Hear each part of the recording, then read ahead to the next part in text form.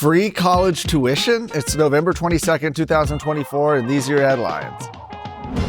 Students with a family income of $100,000 or less will be eligible to receive free tuition at any of UT's 9 institutions, the Board of Regents decided yesterday.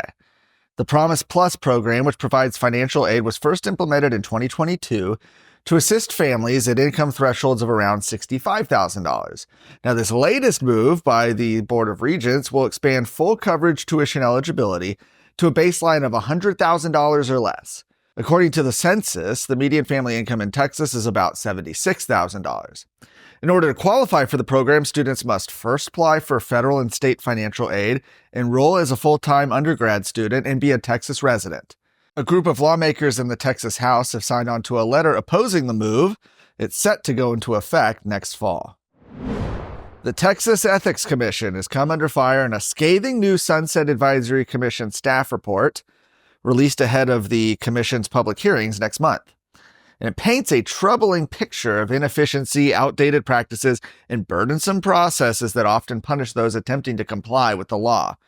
For years, critics have accused the TEC of overreach and poor governance, but previous reviews largely sidestepped these allegations.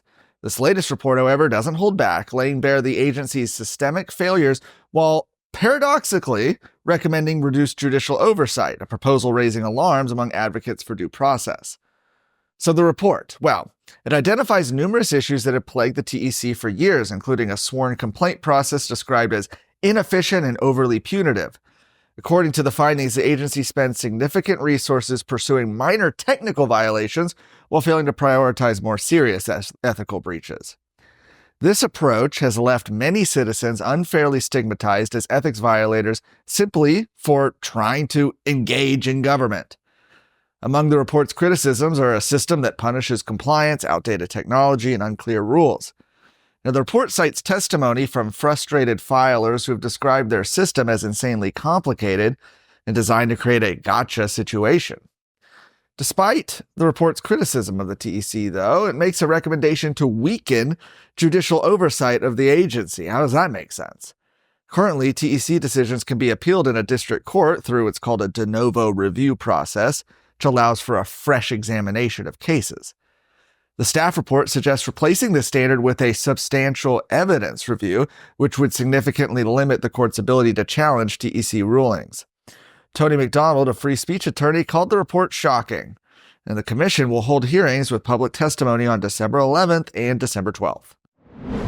What are the important things out there in Texas politics and Texas news that matter to you, and what can you do about it? That's what we want to bring you with the Luke Macias Show on a weekly basis for 20 to 30 minutes. That way you can get the information and go do something for the rest of your week. I look forward to coming to you every Wednesday.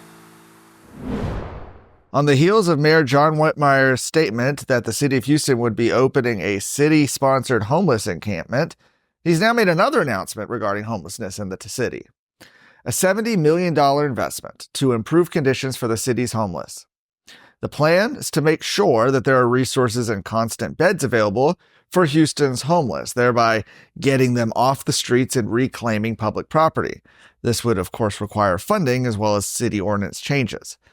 The first year would be funded by $25 million by the city of Houston if approved by the council, $20 million from Harris County and $15 million from philanthropic efforts and corporations, and $10 million from other governmental entities.